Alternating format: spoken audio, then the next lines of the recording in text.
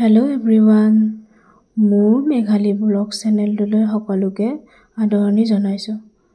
আজি মই এটা ৰেচিপি বনাব ওলাইছো। সকলোৱে চাবচোন, চাই কেনে পালে জনাব।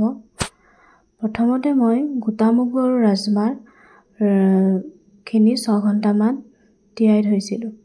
তাৰ পিছত কুকাৰত ভালকৈ ধুই বইল হ'বলৈ দিলো। অকণমান নিমখ দিছো।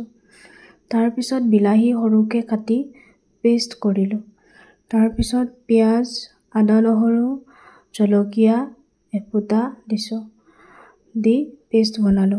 তাৰ পিছত কেৰাহীখন গেছত পাতি দিলো। কেৰাহীখন গৰম হোৱাৰ পিছত তেল দিলো। তেলখিনি গৰম হোৱাৰ পিছত গোটা জিৰা আৰু এখিলা তেজপাত দিলো। তাৰ পিছত কাটি ৰখা পিয়াজখিনি দিলো।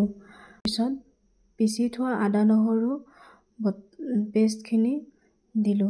আদা নহৰু আৰু পিয়াজৰ কেঁচা গন্ধ নোযোৱালৈকে ভাজি থাকিলো। তাৰ পিছত বিলাহী পেষ্টখিনি দিলো। তাৰ পিছতে পিয়াজ আৰু আদা নহৰু জলকীয়া পেষ্টখিনিও দি দিলো। তাৰ পিছত গোটেইখিনি কম জুইত ৰঙচুৱা নোহোৱালৈকে ভাজি থাকিলো। তাৰ পিছত এচামুচ হালধি, জোখমতে হালধি আৰু এচামুচ ৰেড চিলি পাউডাৰ, এচামুচ ধনিয়া পাউডাৰ আৰু এচামুচ জিৰা গুৰি পাউডাৰ দিলো। তাৰ পিছত গোটেইখিনি মিক্স কৰি ফ্ৰাই কৰিলো। কম জুইত দিছো। তাৰ পিছত বইল কৰি থোৱা ৰাজমা আৰু গোটা মগুখিনি দি দিলো। তাৰ পিছত ভালকৈ গোটেইখিনি মিক্স কৰি ভাজি ললো। ভাজি পেলাই কম জুইত ভাজিলো।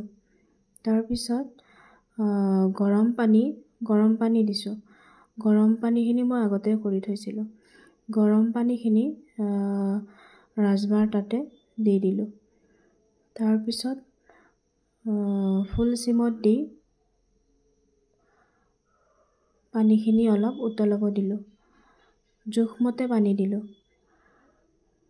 তাৰ পিছত যেতিয়া হ'ল তাৰ পিছত ধনিয়া দি নমাই থলো।